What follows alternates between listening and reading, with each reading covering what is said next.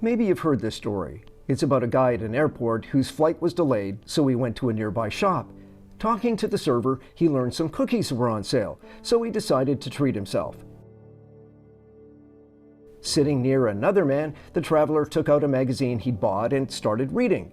He gave the guy a cursory glance, then tried to avoid eye contact and went back to his reading. But out of the corner of his eye, he saw the other man brazenly take a cookie out of the container and start to eat it. Not wanting to make a scene, he ignored the guy and went back to his magazine. But then the man took another cookie, and he did so every time the traveler had one, making the first man seethe inside. When the other guy grabbed the last cookie, smiled, and broke it in half to split it, the traveler couldn't believe the nerve of the man. But he choked back his anger as the other guy got up and took the empty container with him. Not surprisingly, the traveler was relieved when his flight was called. He gathered up his belongings, lifted his bag from the seat beside him, and there was a full container of cookies. He was absolutely shocked, and of course realized right away that he had been eating the other guy's cookies the whole time he was fuming over what he thought was the second man's thievery. All that time he'd been angry and irritated, the other had shown kindness and generosity. The traveler felt so bad, but the other guy was long gone, so he did the only thing he could think to do.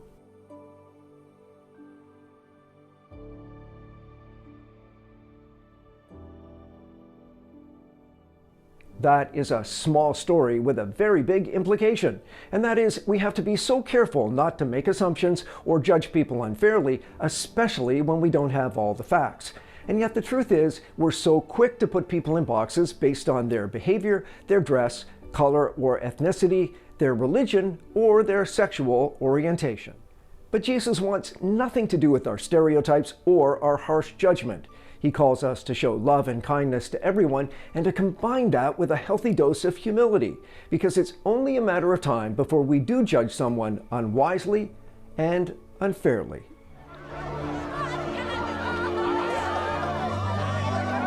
Do not judge, or you too will be judged.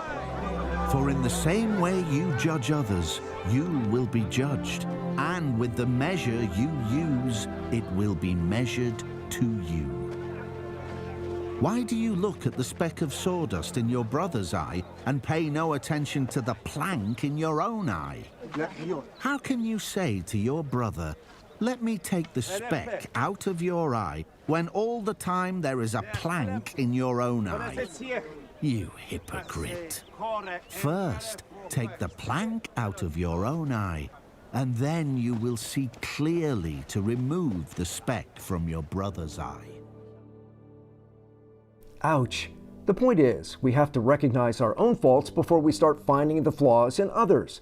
And that's because it's a lot harder to be harsh and judgmental with those around us when we realize we're just as bad. But the problem is we don't usually think we are as bad as everybody else. And that's because we tend to have this hierarchy of sin.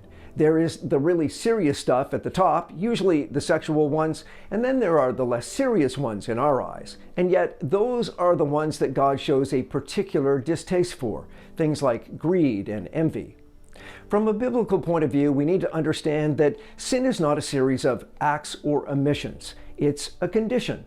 I like to say it's like pregnancy. You're either pregnant or you're not. You're either sinful or you're not. And we're all sinful unless we're washed clean by the blood of Jesus. And even then we continue to sin, so we are as bad as everyone else. We're just forgiven. That explains why Jesus tells us to judge carefully with love, gentleness, and humility. But he doesn't tell us not to judge, provided we're willing to be judged the same way we judge others. Jesus doesn't say ignore the speck in someone else's eye, just that we need to get the plank out of our own eye first. In fact, the Bible commands us to confront sin, but in the right way, at the right time, and among the right people. But before we get to that, let's look at why we tend to judge others in the first place. Time for some personal inventory. Reasons vary, but we often judge others because it makes us feel or look better. We feel superior or excuse ourselves when we consider others worse. Sometimes we judge because it deflects attention from our own sins, or because we buy into harmful stereotypes rooted in racism, sexism, and bias against anyone who's different. Often we judge because we're jealous, envious, or resentful, even in the church, maybe especially in the church. And we sometimes judge others because we've allowed our hearts to grow cold, calloused, and proud. The more righteous we think we are, the easier it is to slag others. So the antidote to all this judging comes down to honest self-examination, transparency, and confession of our own sins. Rejection of stereotypes that paint everyone with the same brush because of color, creed, or economic status. More contentment with who we are and what we have, and a tender, humble heart that's grateful for God's forgiveness. And yet it's so easy to put people in boxes, drawing lines to establish who's in and who's out, and what side you're on. There's them, and there's us. Those we feel comfortable with, and those we don't. There are boxes for the well-to-do, and for those barely getting by. For those who have lots in common with us, and those who have nothing in common with us. Welcome, and thank you for coming today, guys. Today I'm going to be conducting an experiment where I'll ask you a series of questions. New Hope Church in North Carolina wanted to break down the boxes with honesty, transparency, and a common sense of humanity. So the questions were designed to show people just how much they did have in common, despite appearances. It started with simple things like, who has a tattoo? But then the important questions like, who is lonely? Who has been bullied? Who has bullied others? Who has overcome great adversity? Who has beaten cancer? And in the end, there was everyone together, out of the boxes and united as one in the knowledge they were all created in the image of God, standing in His grace to bless the world, not judge it.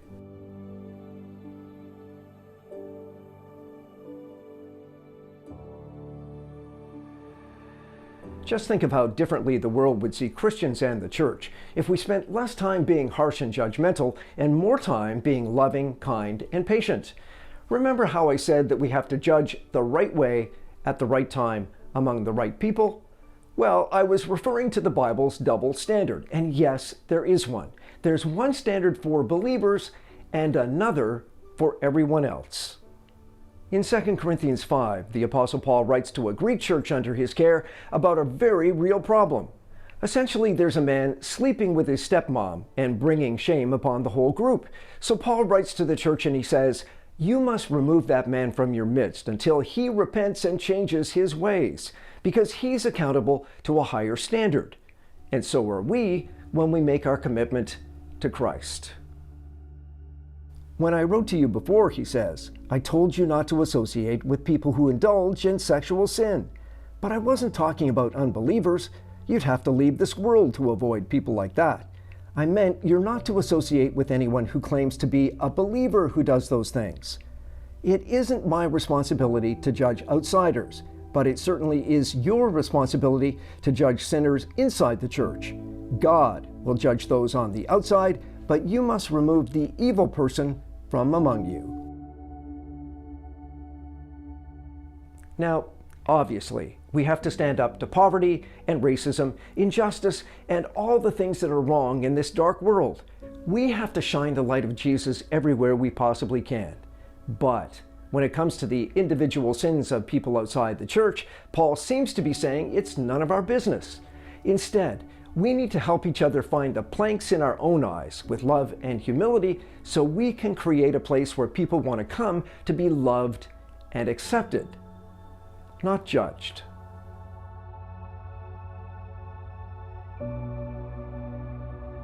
The whole notion of being careful how we judge because of our own sin is at the core of the story about the woman caught in adultery in John chapter 8.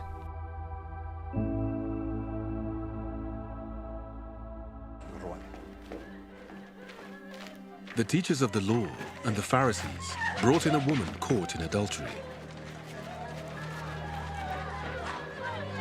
They made her stand before the group and said to Jesus, "Teacher, this woman was caught in the act of adultery.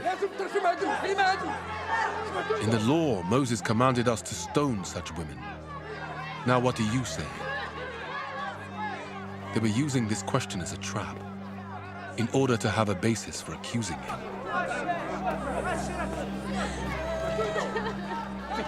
But Jesus bent down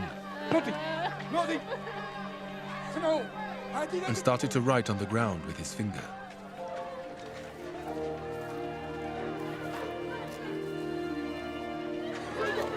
When they kept on questioning him, he straightened up.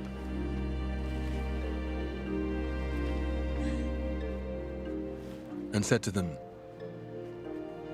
"Let any one of you who is without sin be the first to throw a stone at her."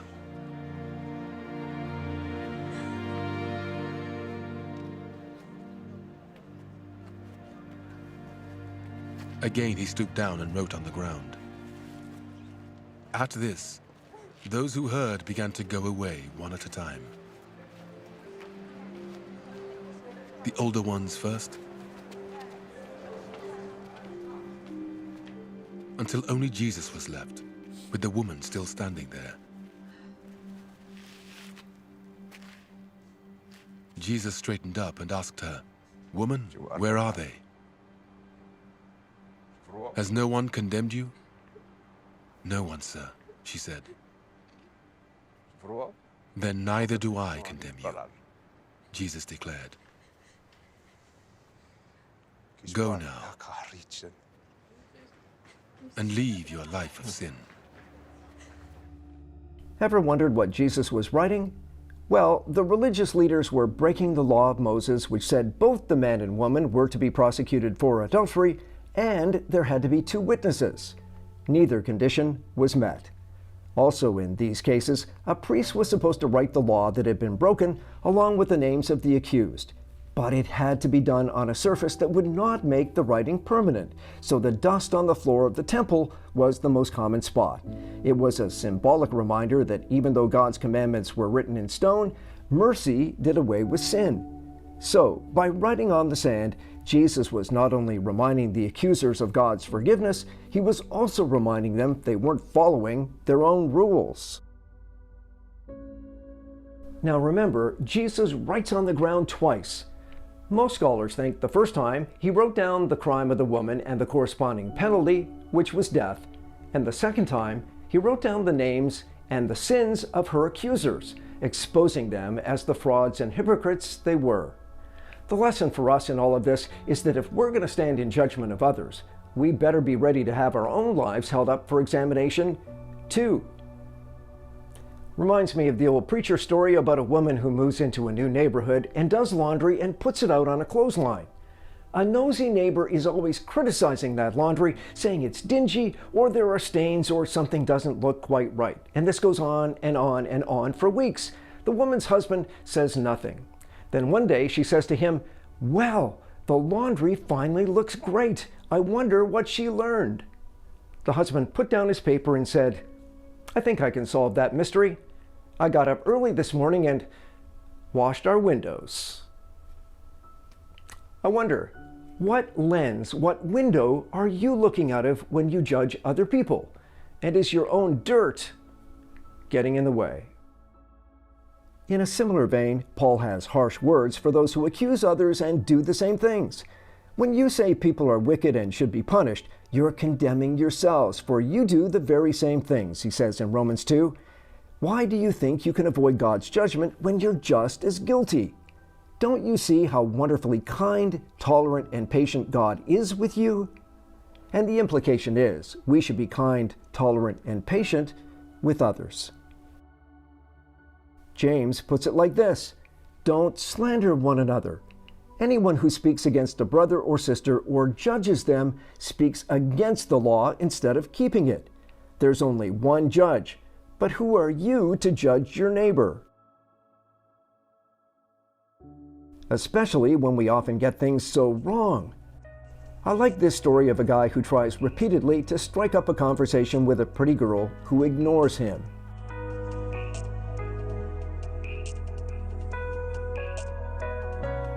That's a really pretty drawing you got there.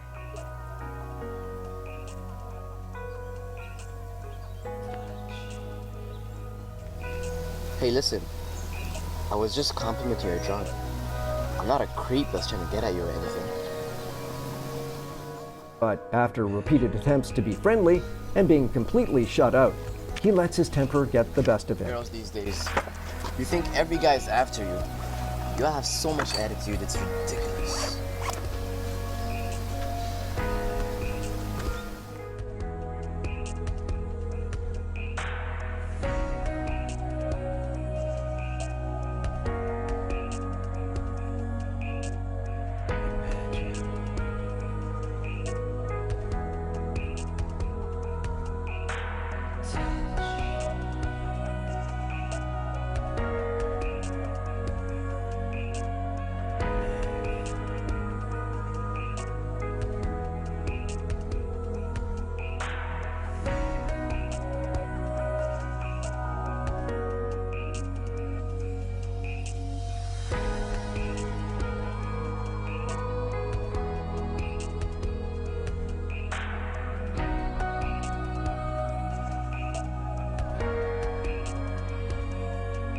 The moral of the story? Don't be so quick to judge.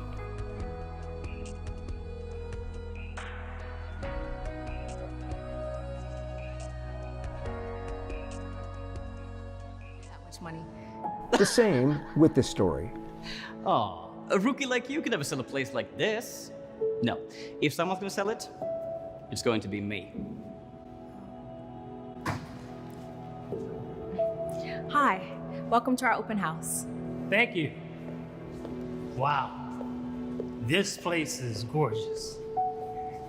Can I get one of you to show me around? Well, I'm sorry, but this is a $2 million condo. I don't think you can afford it. Well, if it's okay, I'd like to see it. Oh, and I see you have sandwiches. I'm starving. Oh, these are for serious buyers only. And while the sneering sales guy spends all his time and attention on what he thinks is a well-to-do woman who shows up, the compassionate young realtor treats the other man with respect. You guessed it, in the end, the woman can't come up with the payment, but the dressed-down dude does. I'll write a check for the whole amount. Okay, how do you have so much money? I'm a real estate investor, and I own a lot of homes. I dress like this because I want people to help me for me, not for my money. It's an updated version of James 2. How can you claim to have faith if you favor some people over others, the apostle asks. Suppose someone comes into your meeting dressed in fancy clothes and expensive jewelry, and another comes in who is poor and in dirty clothes. If you give special attention to the rich person, but tell the poor one, sit on the floor, doesn't that show evil motives? Yes, it's good when you obey the royal law, love your neighbor as yourself. But if you show favoritism, you're breaking that law. Thanks.